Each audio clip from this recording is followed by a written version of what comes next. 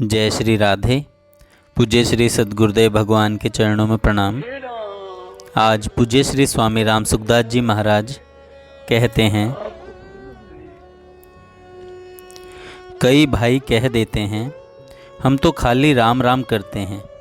ऐसा मत समझो, यह राम नाम खाली नहीं होता है। जिस नाम को शंकर जपते हैं, सनकादिक जपते हैं, नारद जी जपते हैं, बड़े बड़े ऋषि मुनि संत महात्मा जपते हैं, वह नाम मेरे को मिल गया। यह तो मेरा भाग्य ही खुल गया। ऐसे उसका आदर करो। जहाँ कथा मिल जाए उसका आदर करो। भगवान के भक्त मिल जाएं, उनका आदर करो। भगवान की लीला सुनने को मिल जाए तो प्रसन्न हो जाओ कि यह तो भगवान ने बड़ी कृपा कर दी। भगवान मानो हाथ पकड़कर मेरे को अपनी तरफ खींच रहे हैं।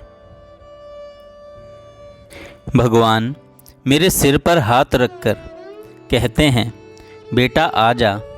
ऐसे मेरे को बुला रहे हैं। भगवान बुला रहे हैं।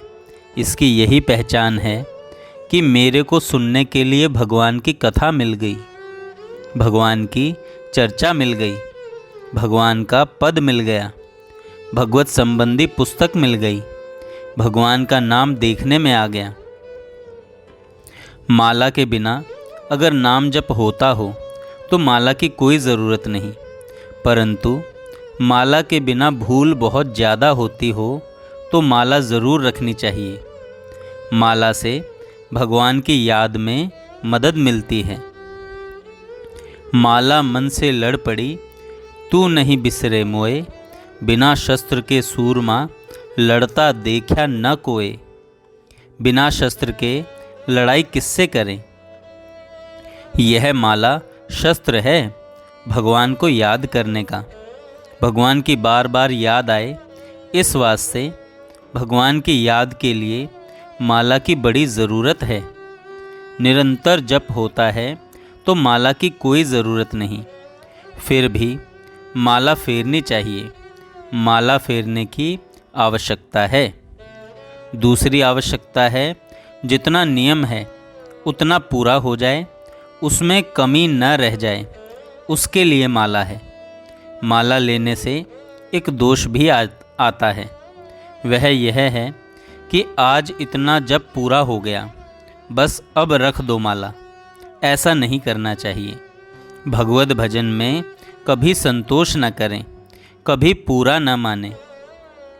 धन कमाने में पूरा नहीं मानते। 5 रुपये रोज़ाना पैदा होते हैं जिस दुकान में, उस दुकान में सुबह के समय में 50 रुपये पैदा हो गए तो दिन भर दुकान खुली रखेंगे। अब 10 गुणी पैदा हो गई तो भी दुकान बंद नहीं करेंगे। परंतु भगवान का भजन नियम पूरा हो जाए तो पुस्तक भी समेट कर रख देंगे, माला भी समेट कर रख देंगे, क्योंकि आज तो नित्य नियम हो गया। यह बड़ी गलती होती है। माला से यह गलती न हो जाए कहीं कि इतनी माला हो गई अब बंद करो। इसमें तो लोभ लगना चाहिए कि माला छोड़ूं ही नहीं, ज़्यादा से ज़्यादा करता रहूं। नित्य नियम पूरा हो जाए, उसके बाद भी समय है तो खूब और भी माला करें। इसका मतलब ये नहीं कि माला टांग दी जाए। कल्याण पत्रिका में एक लेख आया था। एक गांव में रहने वाले स्त्री पुरुष थे, गंवार थे, बिल्कुल पढ़े लिखे नहीं थे। वे माला से जप करते तो 1 पाव भर उड़द के दाने अपने पास रख लेते। एक माला पूरी होने पर 1 दाना अलग रख देते। ऐसे दाने पूरे होने पर कहते कि मैंने 1 पाव भजन किया है। स्त्री कहती कि मैंने आधा सेर भजन किया है। आधा सेर माला भजन किया, उनके यही संख्या थी। तो किसी तरह भगवान का नाम जपे। अधिक से अधिक सेर, 2 सेर भजन करो। यह भी भजन करने का तरीका है। जब आप लग जाओगे तो तरीका समझ में आ जाएगा। जैसे सरकार इतना कानून बनाती है, फिर भी सोच करके कुछ न कुछ रास्ता निकाल ही लेते हो। भजन की लगन होगी तो क्या रास्ता नहीं निकलेगा? लगन होगी तो निकाल लोगे। सरकार तो कानूनों में जकड़ने की कमी नहीं रखती, फिर भी आप उससे निकलने की कमी नहीं रखते। कैसे न कैसे निकल ही जाते हैं। तो संसार से निकलो भाई, यह तो फंसने की रीति है। भगवान के ध्यान में घबराहट नहीं होती, ध्यान में तो आनंद आता है, प्रसन्नता होती है। पर जबरदस्ती मन लगाने से थोड़ी घबराहट होती है तो कोई हर्ज नहीं। भगवान से कहो, हे नाथ मेरा मन नहीं लगता। कहते ही रहो, कहते ही रहो।